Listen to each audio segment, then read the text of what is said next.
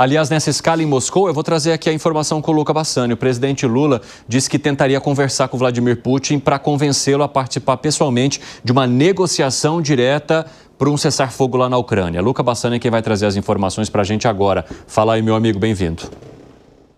Boa tarde a você, Evandro, a todos que nos acompanham. Você bem colocou o presidente Lula, que já passou por Moscou no dia da vitória, no desfile militar que aconteceu no dia 9 de maio, depois seguiu para a China e agora, na volta, fará mais uma escala em Moscou e disse que vai tentar convencer Putin a negociar o cessar-fogo em uma reunião que deve acontecer em Istambul. De acordo com os europeus, há esta iniciativa de que a Ucrânia e a Rússia se encontrem em Moscou, na Turquia, que também já foi um país muito importante nas negociações iniciais lá em 2022 e que fez com que aquele acordo de grãos pudesse sair do papel, foi fundamental para que muitas pessoas do mundo não morressem de fome. E nesse aspecto, o presidente Lula acha que pela amizade com o Putin poderá convencê-lo a comparecer também, algo que não foi confirmado pelo Kremlin. Lula disse, e abro aspas, eu quando parar em Moscou vou tentar falar com o Putin, não me custa nada falar, o companheiro Putin vá até Istambul negociar, e um palavrão, não custa nada, ou seja, o presidente utilizou uma linguagem bem popular, até me impedindo aqui de colocar ipsis literis tudo que ele mencionou, mas acreditando que poderá convencer Putin a participar, principalmente depois de ter estado na Rússia em um momento importante e na China. Ambos os países têm tomado uma posição aí de maior cautela. A China também tem tentado se empenhar neste momento para que as negociações saiam do papel, enquanto que os europeus exigem que a Rússia realize um cessar-fogo de pelo menos 30 dias para que novas sanções econômicas não sejam aplicadas sobre o país. Por enquanto, não é muito claro se os russos comparecerão a Istambul, mas as iniciativas para a paz têm aumentando. Inclusive, o próprio presidente Donald Trump, que está no Oriente Médio, esteve na Arábia Saudita, no Catar e seguirá depois para os Emirados Árabes Unidos, disse que caso Putin compareça à Turquia, ele também poderia comparecer, o que seria o primeiro encontro entre os dois líderes desde que Trump voltou à Casa Branca em janeiro deste ano de 2025. Muito obrigado pelas informações, Luca Bassani. Você é elegante até mesmo para trazer termos e palavras que não soariam muito bem aqui, né, para a nossa audiência. Um abraço para você, viu? O Luca Bassani ficou até vermelho, coitado. Ô, Zé Maria... É o frio da Europa. Ô, Zé Maria Trindade, conta pra gente sobre essa história envolvendo o presidente Lula e essa tentativa de colocar os países à mesa. Você acha que ele seria a figura que conseguiria, digamos, buscar um cessar-fogo numa conversa pessoal entre Putin e Volodymyr Zelensky? Pois é, primeiro eu queria ficar solidário, meu amigo, porque é o seguinte, nós jornalistas nos vemos numas encruzilhadas que a gente tem que transmitir algo, né? E não existem bem palavras substitutivas para aquilo. Não tem. Aí há essa saia justa. Vou dar aqui uma do Piperno para explicar primeiro aquela fala do Lula sobre os Estados Unidos. Ele foi perguntado, né? Ele foi questionado sobre exatamente esta reação norte-americana, que ninguém nos Estados Unidos falou nisso, mas ele foi perguntado e ele engoliu a isca, como se diz no jargão jornalístico, né, e deu esse lead, né? Ele podia falar, não, isso não existe, alguma coisa assim, mas ele respondeu. Agora, sobre as condições do Brasil, já se foram para ser um grande player aí nessa negociação ou nessa proposta de paz.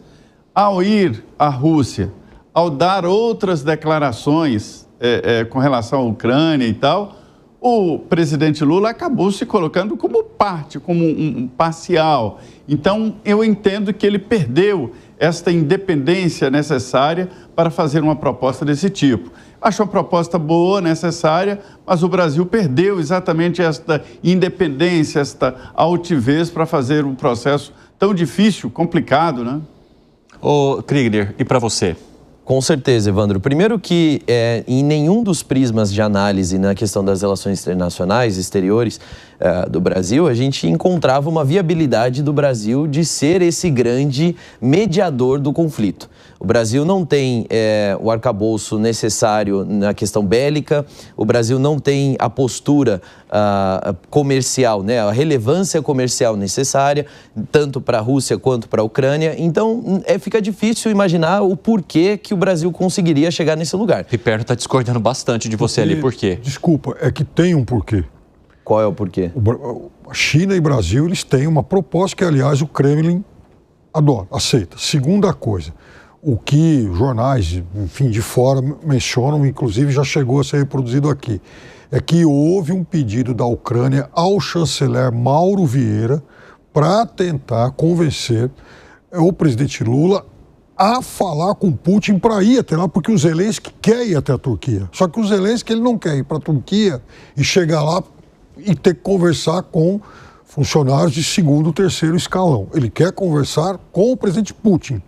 Então, Zelensky enxergaria que só há 2 interlocutores capazes de convencer o Putin a ir até lá. Nem é uma questão de aceitar ou não. Seriam Xi Jinping e Lula, que coincidentemente se encontraram ontem. Então, daí a razão do Lula, inclusive, mudar a rota de retorno dele. Continue, Kriegner. Na verdade, esse pedido do Zelensky foi feito a inúmeras nações. Agora, mais recentemente, no contexto dessa última reunião, mas o presidente Zelensky, em todos os países que ele visitou, ele foi solicitando uma intermediação com a Rússia, porque ele se diz, desde o início, disposto a negociar e disposto a um cessar-fogo imediato.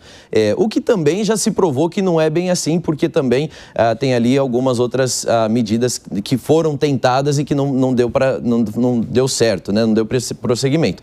Então, essa medida, essa estratégia do Zelensky, ela se aplica para vários outros países. O que eu estava dizendo é que não existe uma característica única do Brasil, que o Brasil seja esse grande player neutro no cenário internacional que consiga, por si só, organizar essa reunião. E fica mais difícil, como o Zé Maria trouxe realmente, com esse posicionamento dos Estados Unidos muito pró-Rússia, bastante próximo, e aí na figura, inclusive, do presidente Lula com o presidente Putin. Eu não diria nem até do Brasil com a Rússia, eu diria dos presidentes dessas duas nações. Esse é o maior perigo para essa negociação. E aí, voltando um pouco para a questão da COP30, a gente vê aí uma dificuldade bem grande, né, nessa questão do presidente Lula saber qual deve ser essa negociação de fato. Não adianta ficar bravatando ou ameaçando ou falando coisas ao léu a respeito dos Estados Unidos. Tem que sentar na mesa, tem que negociar, assim como outros países fizeram e tiveram êxito. Gustavo Segré queria trazer aí a análise dele. Pode falar, Segré. Basicamente, quando você tem que resolver alguma coisa fora da instância judicial, tem 2 metodologias. Uma se chama mediação e a outra se chama arbitragem. Na mediação, o que compete a um negociador, a um mediador, é tentar encontrar um ponto em comum das 2 partes com muita imparcialidade e sem necessidade de saber especificamente do assunto. Já a arbitragem é uma determinação tomada por alguma pessoa que é escolhida pelas 2 partes e aquela determinação do árbitro é respeitada. Não pode ser questionada nenhuma das 2 em instância judicial.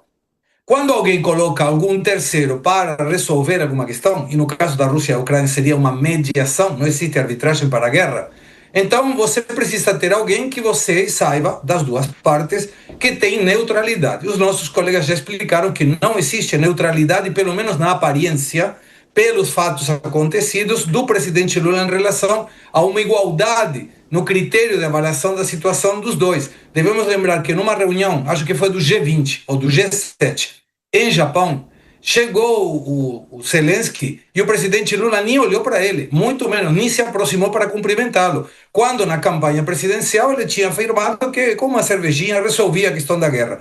Então me parece que não é a pessoa mais apropriada, mas se for aceito pelos dois, tomara seja útil para resolver essa questão da guerra.